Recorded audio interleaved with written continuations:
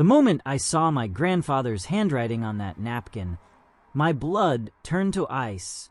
3 words, written in shaky blue pen while my parents were not looking. "Help me, Colton."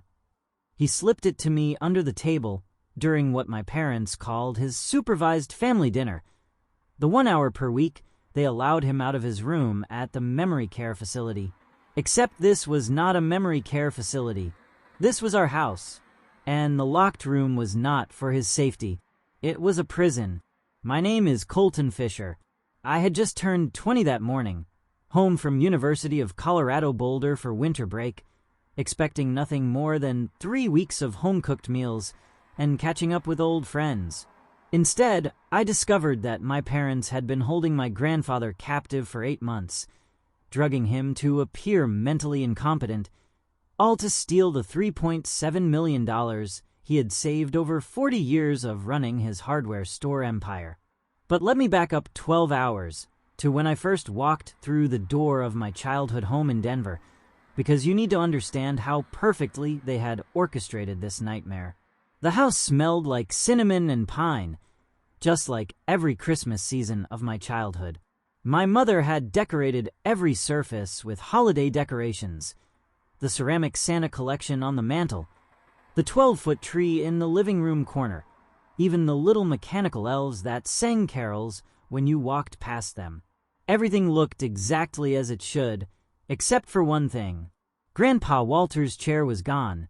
It was a leather recliner the color of cognac, worn smooth in all the places where his body had rested for 20 years of Sunday football games and evening news broadcasts. He bought it the day he retired, declaring it his throne from which he would rule the kingdom of retirement. The chair had been such a fixture in our living room that its absence was like a missing tooth in an otherwise perfect smile. "Mom, where's Grandpa's chair?" I asked, setting down my duffel bag. My mother appeared from the kitchen, wiping her hands on her apron, the one with reindeer on it that I had bought her in middle school. She looked exactly the same as when I had left for college in August, maybe a little thinner, with a few more gray strands in her dark hair. "Oh, we moved it to storage," she said, her voice pitched just a little too high. "It was getting so old and worn. We're getting new furniture after the holidays. But Grandpa loves that chair.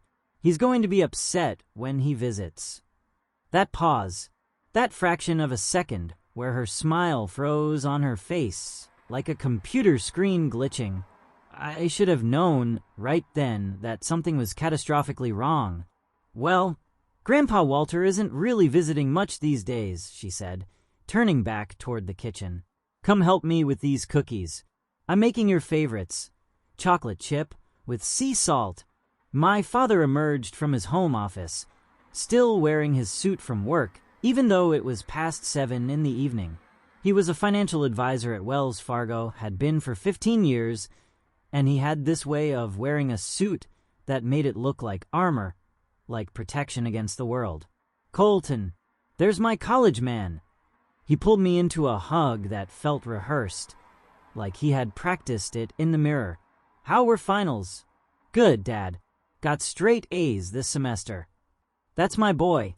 Always knew you had the Fisher brains." He clapped me on the shoulder, but his eyes were scanning my face like he was looking for something. "You must be tired from the drive. Why don't you get settled in your room? Dinner will be ready soon." My childhood bedroom had been converted into a guest room while I was at college. Neutral colors, generic artwork, no trace of the posters and trophies that had defined my teenage years. But that was not what made me pause in the doorway. It was the lock on the door across the hall. Grandpa Walter's room, a deadbolt lock that had definitely not been there in August. "Mom." I called down the stairs. "Why is there a lock on Grandpa's door?" "Oh, that's just for storage," she called back. "We're keeping Christmas presents in there. Don't want anyone peeking." But I had seen her carry the presents up to the attic the moment I walked in. She always hid them in the same place, had done so every year since I figured out Santa was not real. The lie was so obvious, so lazy, that it actually made me more suspicious than a clever excuse would have. I tried to focus on unpacking, but something kept nagging at me. Grandpa Walter and I had always been close. He taught me to fish at Cherry Creek Reservoir, to throw a curveball at the park down the street, to play poker in his garage, while my grandmother thought we were fixing the lawn mower. When she died 5 years ago, I was the one who stayed with him for that first terrible week, making sure he ate, making sure he took his heart medication, making sure he knew he was not alone. He had been so strong since then. At 78, he still went to the gym 3 times a week, still played golf every Saturday, still beat me at chess more often than not. He had sold his chain of hardware stores for several $1 million 10 years ago, but lived modestly, driving the same Ford F-150 he had bought in 2015, wearing the same Timex watch he had worn since the 80s. Smart money stays quiet, he always told me. The moment people know what you have, they start figuring out how to take it from you. The last time I had talked to him was in October, and something had seemed off. His voice on the phone had been sluggish, confused. He kept forgetting what we were talking about, asking me the same questions over and over. When I mentioned it to my mother, she said the doctors had diagnosed him with rapid-onset dementia, that he was declining quickly, that they were looking into care options. But now, sitting in my childhood home with that locked door across the hall, I wondered if there had ever been any doctors at all. Dinner was pot roast with mashed potatoes and green beans, my favorite meal from childhood. My parents kept up a steady stream of conversation about my classes, my girlfriend Emma, my plans for the spring semester. Normal parent questions delivered with abnormal intensity, like they were reading from a script they had memorized but did not quite believe. "So, when do I get to see Grandpa?" I asked, cutting through their chatter. I brought his Christmas present. Another one of those loaded pauses. My parents looked at each other across the table, having one of those silent conversations that married people can have with just their eyes. "Well," my father said slowly, "Grandpa Walter is in a specialized facility now. The dementia got worse very quickly. He's getting the professional care he needs." "What facility?" "Mountain View Memory Care. It's about an hour north of here. I want to visit him tomorrow." "Oh, honey," my mother said, reaching across the table to pat my hand. "They have very strict visiting hours, and you need to schedule in advance. The sudden appearance of family members can be very disorienting for dementia patients." "Since when?" "Grandpa and I have always been close. He would want to see me." "Colton." My father's voice had that edge to it, the one he used when he was trying to close a difficult client. "Your grandfather is not the same man you remember. The disease has taken so much from him. He doesn't recognize us most days. He gets agitated and confused. Sometimes he becomes violent." "Violent? Grandpa Walter? The man who caught spiders in cups to release them outside." "Dementia changes people," my mother said softly. "It's heartbreaking, but it's the reality." I wanted to argue more, but something in their faces warned me to stop. They were watching me too carefully, studying my reactions like scientists observing an experiment. So I nodded and changed the subject to safer ground, talking about my roommate's annoying girlfriend and the professor who wore the same purple tie every single day. But that night, I could not sleep. I kept thinking about that lock on Grandpa's door, about my parents' rehearsed answers, about the way they had looked at each other when I asked about visiting him. At 2 a.m, I crept out of my room and stood in front of Grandpa's door. The deadbolt was the kind you could only lock from the outside, which made no sense for a room storing Christmas presents. I pressed my ear against the door and heard something that made my heart skip a beat. Breathing. Slow, rhythmic breathing. Someone was sleeping in there. I went back to my room and grabbed my phone, searching for Mountain View Memory Care. There were 3 facilities with similar names in Colorado, but none of them were an hour north of Denver like my parents had claimed. I called the closest one, leaving a voicemail asking about visiting hours and whether they had a patient named Walter Fisher. The next morning, my mother made pancakes shaped like snowmen, something she had done every Christmas break since I was 6 years old. My father read the newspaper on his tablet, occasionally commenting on stock prices or political news. Everything felt so aggressively normal that it was actually abnormal. "I'm going to meet some high school friends for lunch," I announced. "Jake and Tyler are back from college too." "That sounds nice," my mother said.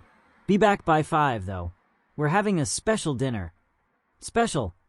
"Just a family dinner. Something nice for your first weekend home." I did not go meet Jake and Tyler. I drove to the Denver Public Library and spent 3 hours researching. I found the sale records for Grandpa's hardware stores, $3.7 million deposited into accounts that I could not trace. I found property records showing that his house had been sold 6 months ago, though my parents had told me he had moved in with them voluntarily. I found a power of attorney document filed with the state, signed with handwriting that looked nothing like my grandfather's careful script. Most damning of all, I found a court document from 7 months ago. My parents had petitioned to have Grandpa Walter declared mentally incompetent based on a diagnosis from a Dr. Robert Henley. But when I searched for Dr. Robert Henley, I found that his medical license had been revoked 2 years ago for overprescribing psychotropic medications to elderly patients in exchange for kickbacks from their families. My parents had paid a disgraced doctor to declare my grandfather insane. I sat in my car in the library parking lot, trying to process what I had discovered. My parents, the people who had driven me to Little League practice and helped me with algebra homework and cried at my high school graduation, were criminals. They had stolen everything from the man who had helped raise me, who had been there for every important moment of my life. But worse than that, they still had him. That breathing I had heard last night, that was Grandpa Walter, locked in a room in our house, while my parents told everyone he was in a memory care facility. I thought about calling the police right then, but I needed proof. A locked door and suspicious documents were not enough. I needed to see him, to document his condition, to prove that he was being held against his will. When I got home at 4:30, my mother was in the kitchen, preparing what looked like a more elaborate meal than usual. There were 2 plates at the dining room table, plus a TV tray set up near the corner. "What's with the TV tray?" I asked. "Oh, your father has to eat while finishing some work. Big client presentation tomorrow." But I had seen this setup before, years ago, when Grandpa Walter would come for dinner and want to watch the Broncos game while eating. The TV tray was positioned exactly where he used to sit, angled, so he could see both the television and the family at the table. "Actually," my mother said, her voice artificially bright, "we're going to have a special guest for dinner tonight." My heart jumped. "Who?" "Your grandfather. We got special permission from the facility to bring him home for a few hours. An early Christmas celebration. I thought you said visits were disorienting for him." "Well, it's Christmas. The staff thought it might be good for him to have some family time." I wanted to scream at the obvious lie, but I forced myself to stay calm. This was my chance to see Grandpa, to find out what was really happening. At exactly 6 o'clock, my father went upstairs. I heard the deadbolt turn, heard low voices, heard shuffling footsteps on the stairs. When they appeared in the dining room, I had to bite my tongue to keep from gasping. Grandpa Walter had lost at least 40 pounds since I had seen him in August. His clothes hung off him like they belonged to someone else. His face was gaunt. His blue eyes, the same ones I had inherited, were dulled and unfocused. He moved like every step hurt, shuffling forward with my father's hand gripped tightly on his arm. But the worst part was how he kept blinking and shaking his head, like he was trying to clear fog from his brain. "Dad, look who's here!" my father said loudly, as if Grandpa was deaf. Colton came home from college. Grandpa's eyes found mine, and for just a moment I saw something spark in them. Recognition. Desperate, frightened recognition. Colton. His voice was hoarse, barely above a whisper. "Hi, Grandpa." I stood up, wanting to hug him, but my father's grip on his arm tightened. "Let's get him seated," my father said. "He's unsteady on his feet." They positioned him at the TV tray, my mother immediately putting a plate in front of him. The food was already cut into tiny pieces, like for a toddler. His hands shook as he picked up the fork. "How are you feeling, Grandpa?" I asked. He looked at me, then at my parents, then back at me. His mouth opened and closed several times, like he was trying to remember how to form words. "The medicine," he finally whispered, "makes everything cloudy." "Dad's on a lot of medications for his condition," my mother said quickly. "They help keep him calm." "What medications?" I asked. "Various things. For his dementia, his anxiety, his aggression." "I want to see the bottles." "Colton," my father's voice had a warning edge. "We're not going to turn dinner into a medical consultation. Let's just enjoy this time together." Throughout dinner, I watched my grandfather struggle. His hands shook so badly he could barely hold his fork. He kept closing his eyes for long periods, like he was fighting to stay awake. When he tried to speak, the words came out slurred and confused. But then, when my parents were both looking away, my mother getting dessert from the kitchen, my father checking his phone, Grandpa did something that changed everything. He pulled a napkin toward himself and started writing with a pen my mother had left on the table. His hand was shaking terribly, but he managed 3 words before my father noticed. "Help me, Colton." He slipped the napkin to me, just as my father looked up. I palmed it, my heart racing so fast. I thought everyone must be able to hear it. "What were you writing, Dad?" my father asked, his voice dangerously casual. "Nothing," Grandpa mumbled. "Just doodling. You know you're not supposed to have pens. Doctor's orders." My father took the pen away, then looked at me. He gets confused and tries to sign things.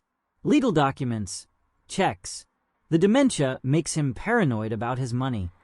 After dessert, my father announced it was time to take Grandpa back to his room. "His room?" I asked. I thought he was going back to the facility. Yes, back to the facility. I just misspoke. "Can I say goodbye privately? Just for a minute?" My parents exchanged another one of those looks. "I suppose," my mother said slowly, "but just for a moment.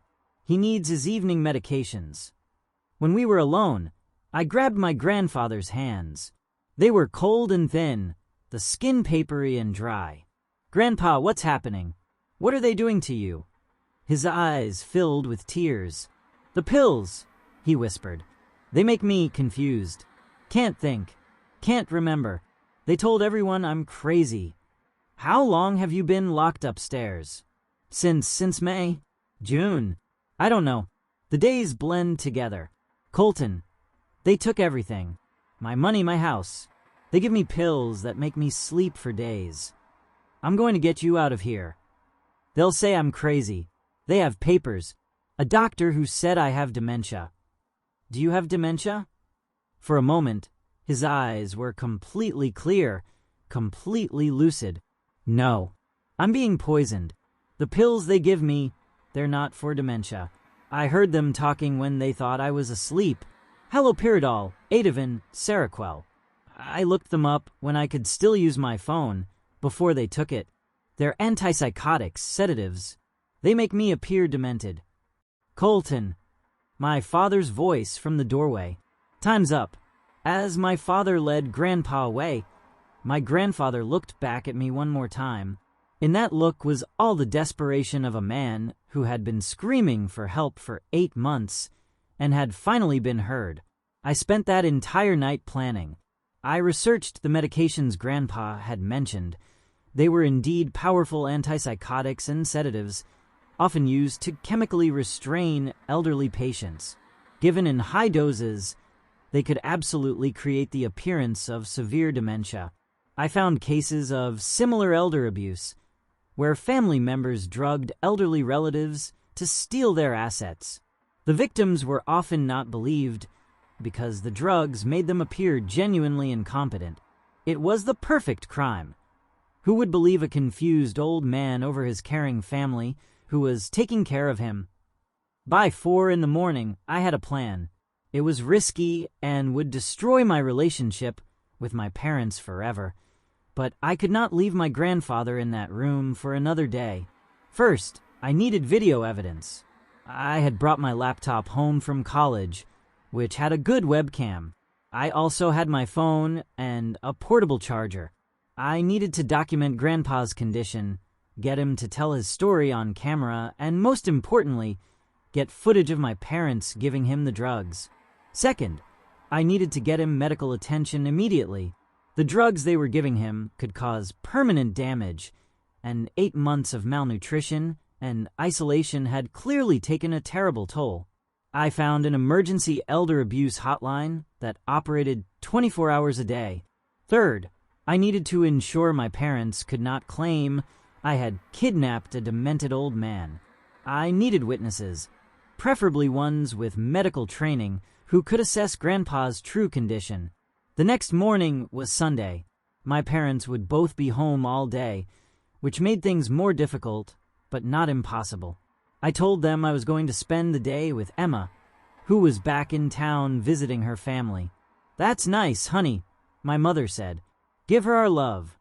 Instead of going to Emma's house, I drove to Denver Health Medical Center and found Dr. Patricia Reeves, a geriatric specialist who ran the hospital's elder abuse assessment team.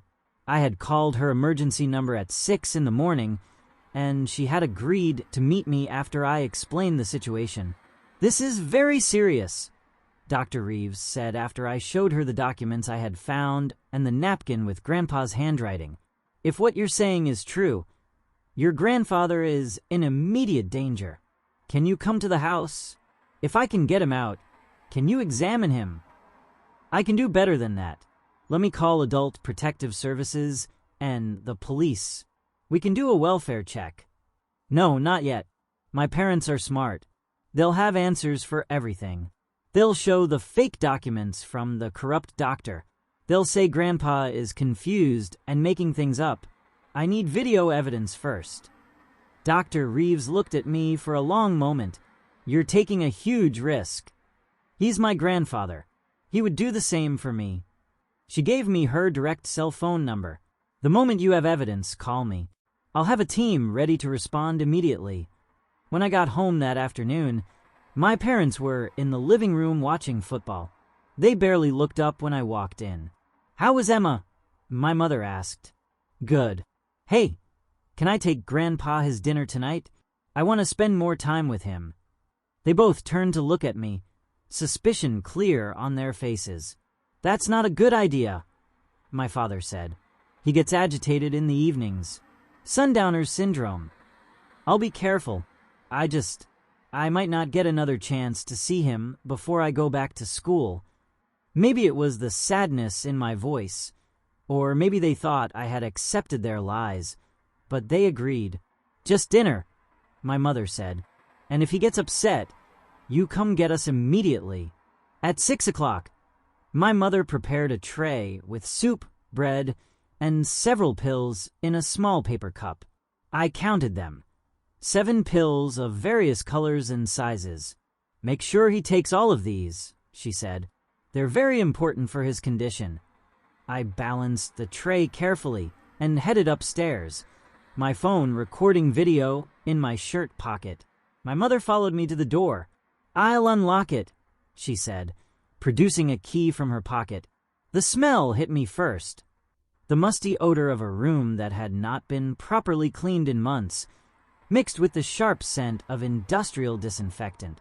The windows were covered with blackout curtains, and the only light came from a small lamp beside the bed. Grandpa was sitting in a chair by the window, staring at nothing. He was wearing the same clothes as yesterday, and I noticed a medical bracelet on his wrist that I had not seen before. "Grandpa!" He turned slowly, his movements sluggish and uncoordinated. When he saw me, his face lit up slightly. "Colton, you came back." I heard my mother close and lock the door behind me. I set the tray down and immediately went to him, making sure my phone was capturing everything. "Grandpa, I need you to tell me what's been happening. Speak clearly and tell me everything." He looked at the door, fear crossing his face. "They listen sometimes." "I don't care. Tell me." For the next 20 minutes, with my phone recording everything, my grandfather told me the entire story. How my parents had started drugging his food during Sunday dinners last spring. How he had woken up one day in this room with no memory of how he got here. How they had forced him to sign papers while he was heavily sedated. How they sold his house, liquidated his investments, transferred everything to accounts he could not access. "I tried to escape once," he said, his voice stronger now, as if telling his story was giving him energy. "I broke the window with a chair. They told the neighbors I was having a psychotic episode. After that, they increased the medications. I showed him the pills on the tray. 'What are these?' He examined them with disgust. 'The blue one is haloperidol. It makes me shuffle when I walk, makes my hands shake. The white ones are Ativan and Seroquel. They make me sleep for hours, sometimes days. The yellow one, I don't know, but it makes my heart race and my vision blur.' How do you know all this?" "I'm not demented, Colton. I'm being poisoned. When they think I'm asleep, I listen to them talk. They Google the medications to make sure they're not giving me too much. Enough to control me, not enough to kill me. They need me alive to keep collecting my pension and Social Security. We're getting you out of here tonight." "How?" "They have legal documents saying I'm incompetent. They have a doctor who will testify that I have dementia. That doctor lost his license 2 years ago, and I have this." I showed him my phone, still recording. "Your testimony, evidence of false imprisonment, proof of drugging. It's enough." For the first time in probably months, I saw hope in my grandfather's eyes. "There's more," he said urgently. "In the basement, behind the water heater, there's a box. I hid it there years ago when your grandmother was sick, when I was updating our will. It has copies of all my original documents, my real will, evidence that I was competent when they started this. I also wrote a journal documenting the early days when they started drugging me, before the medications got too strong." "How did they not find it?" "They don't even know it exists. Your grandmother and I never told anyone about our emergency box. We were always worried something like this might happen." My phone buzzed with a text from my mother. "Everything okay up there?" I texted back, "Fine. He's eating slowly. Grandpa, I need to go get that box. Then I'm calling the police. Be careful. If they catch you." "They won't." I made sure he was comfortable, then knocked on the door. My mother let me out, taking the tray with the untouched pills. "He didn't take his medications?" she asked, frowning. "He said they made him feel sick. Maybe later." She sighed. "I'll have to come up and make sure he takes them. He needs them." I went to my room and immediately sent the video to Dr. Reeves, my girlfriend Emma, and uploaded it to a cloud server. No matter what happened next, the evidence was safe. Then I waited until my parents were absorbed in their football game and slipped down to the basement. The box was exactly where Grandpa had said, covered in dust and spider webs. Inside were documents that made my hands shake with rage. Bank statements showing Grandpa had over $4 million in assets as of January, while leaving everything to be divided between me and 3 charities, with nothing for my parents except the house they already lived in. Medical records from his real doctor showing he was in perfect cognitive health just 6 months ago. And most damning, a journal in Grandpa's handwriting documenting the first weeks of his imprisonment. May 15th, David and Patricia have locked me in the guest room. They say it's for my safety, but I know it's about the money.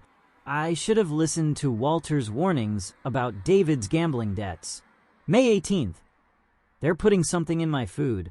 I feel confused after every meal. Dizzy, can barely stay awake. I tried to refuse dinner, but David forced me to eat. May 22nd, a doctor came today. Dr. Henley. I told him I was being drugged, but he just smiled and wrote notes.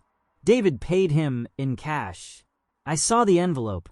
May 28th, can barely write. Hands shaking. They increased whatever they're giving me. Heard Patricia on the phone with the bank. They're transferring everything. I tried to call Colton, but they took my phone. June 3rd.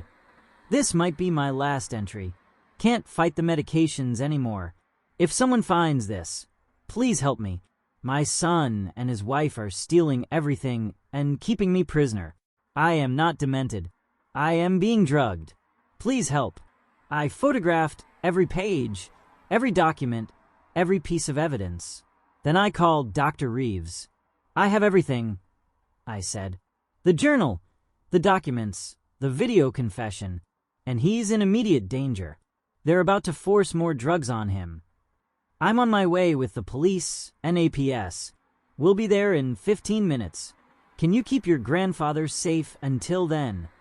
I'll try. I went back upstairs to find my mother preparing another tray with pills. I'm going to make sure Dad takes his medications this time, she said. They're critical for his condition. Mom, don't. She looked at me sharply. What? Don't give him those pills. Colton, you don't understand his medical needs. I understand that haloperidol and Seroquel aren't dementia medications. I understand that you've been drugging him for 8 months to steal his money.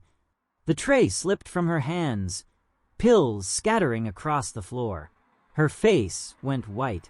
I don't know what you think you know. I know everything, Mom. The fake doctor, the forged documents, the $4 million you stole. It's over. My father must have heard the crash because he came running into the kitchen. When he saw the pills on the floor and the look on my face, he knew immediately what had happened. Colton, let us explain. Explain what? How you imprisoned your own father. How you've been slowly poisoning him.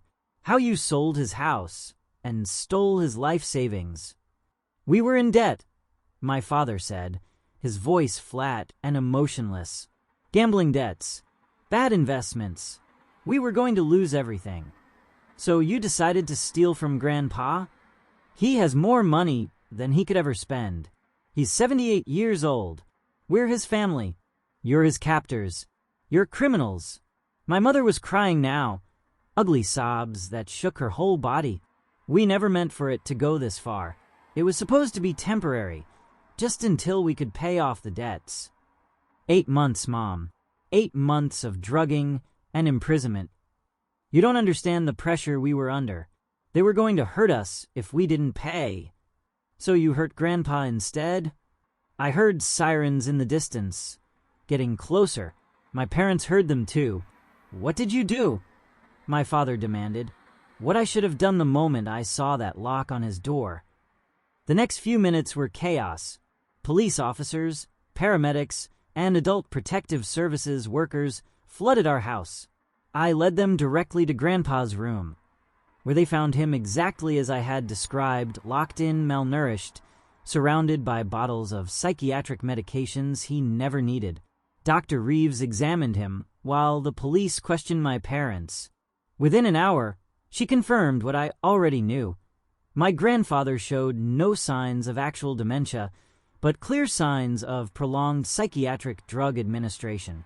The symptoms your parents described, confusion, aggression, memory loss, these are all side effects of the medications they were giving him, she told the lead detective. This is a textbook case of chemical restraint used in elder abuse. They arrested my parents that night, as the police led them out in handcuffs. My neighbors stood on their lawns watching in shock. The Fishers, the perfect family, with the successful financial advisor father and the PTA president mother, were being arrested for elder abuse, false imprisonment, and fraud. My mother looked back at me as they put her in the police car. "We're your parents," she said, as if that should mean something, as if that should be enough to excuse what they had done. "You were his son," I replied. "That didn't stop you."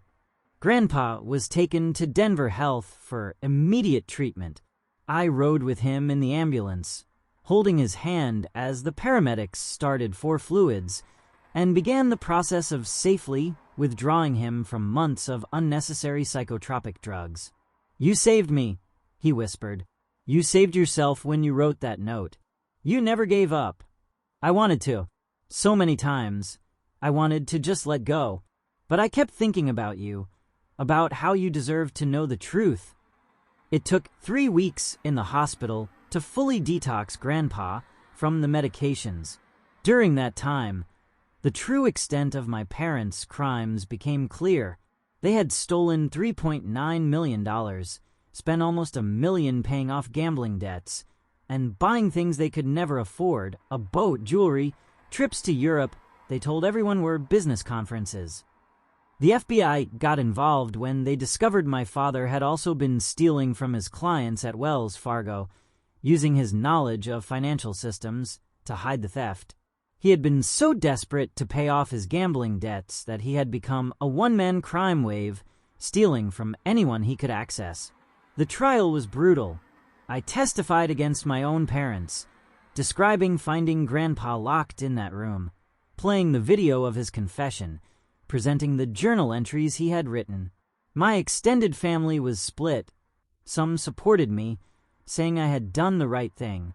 Others said I should have handled it privately, that I had destroyed the family name. My Uncle James, my father's brother, actually had the audacity to say I should have minded my own business. "Your parents were taking care of him," he insisted. Maybe their methods weren't perfect, but they kept him safe. Safe. I showed him pictures of Grandpa's condition when he was rescued. He lost 40 pounds. He had bed sores. He hadn't seen sunlight in 8 months. But family doesn't turn on family. Family doesn't lock family in a room and steal their life savings either. My parents were both convicted. My mother got 6 years for elder abuse, false imprisonment, and fraud. My father got 12 years because of the additional financial crimes at his job. They lost everything: the house, their retirement accounts, their reputations. The local news covered the story extensively, calling it one of the worst cases of elder abuse in Colorado history. Grandpa moved in with me after he recovered. I transferred to University of Colorado, Denver, so I could stay close to him.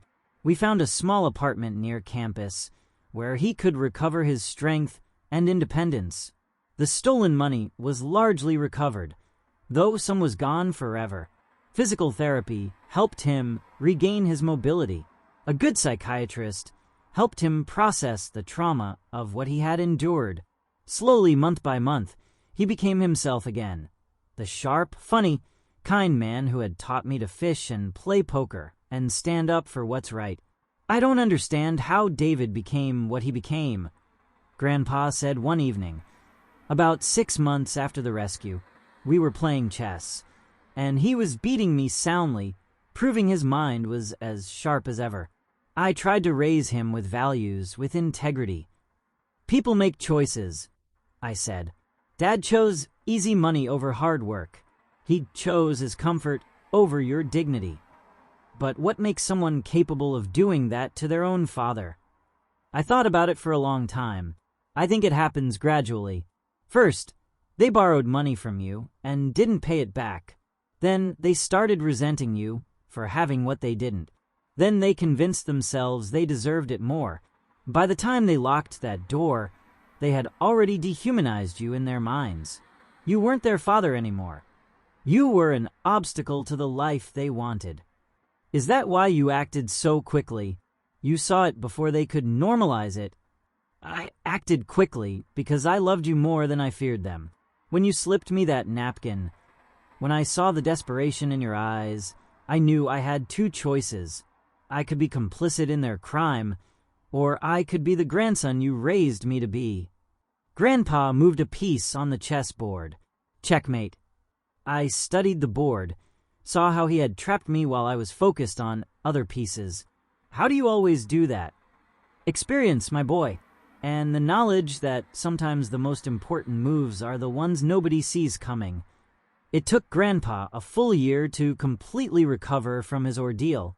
The psychological impact was harder to overcome than the physical damage. He had nightmares about being locked in that room. He sometimes panicked when doors closed too loudly. He struggled to trust people, even medical professionals. But he also showed remarkable resilience. He started volunteering at a senior center, teaching other elderly people about financial exploitation and how to protect themselves. He worked with Adult Protective Services to create a presentation about the warning signs of elder abuse. He became an advocate for other victims, using his story to push for stronger laws protecting vulnerable adults. If my story can prevent even one other person from going through what I did, then something good will have come from this nightmare, he told me. I changed my major from business to social work, inspired by the professionals who had helped save my grandfather. I wanted to be on the front lines of protecting vulnerable adults, to be the person who recognized the signs and took action. My girlfriend Emma was incredibly supportive through everything. She came to court dates, helped me study when I was too stressed to focus, and spent hours just listening when I needed to talk about the trauma of discovering what my parents had done.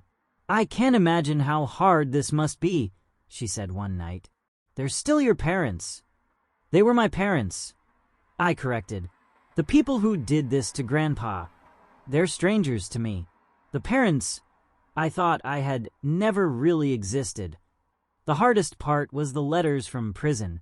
My mother wrote me every week for the first year, alternating between apologies and accusations.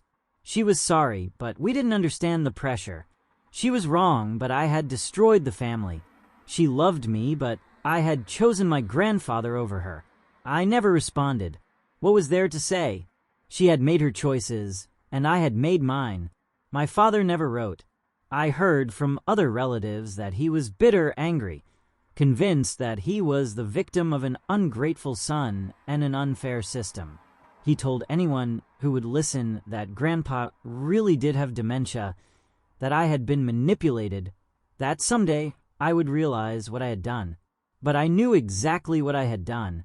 I had saved a man's life. I had stopped a crime. I had chosen justice over comfort, truth over family harmony, courage over complicity. 3 years after the rescue, Grandpa walked me down the aisle at my college graduation. He was 81 years old, walking without assistance, his mind as sharp as someone half his age. When they called my name for my bachelor's in social work, he was the loudest voice cheering in the auditorium. "That's my grandson!" he shouted, not caring about ceremony or propriety. "That's my hero." After the ceremony, we stood outside in the Colorado sunshine, surrounded by other families celebrating their graduates. Grandpa pulled out a small wrapped box. "What's this?" I asked. "Open it." Inside was his Timex watch, the one he had worn every day since the 80s, the one that had survived 8 months of imprisonment and abuse. "Grandpa, I can't take this." "Yes, you can. You know what this watch represents. Time. The time your parents tried to steal from me. The time you gave back to me. The time we now have together, because you were brave enough to act. You would have done the same for me. I hope I would have. But we'll never know, will we? What we know is that when it mattered most, when it would have been easier to look away, you stood up. You saw a locked door and demanded to know what was behind it. You heard a cry for help and answered it. I put the watch on, feeling its familiar weight. It was scratched and worn, but it kept perfect time. Thank you, Grandpa, for everything. Thank me? Boy, I should be thanking you every day for the rest of my life.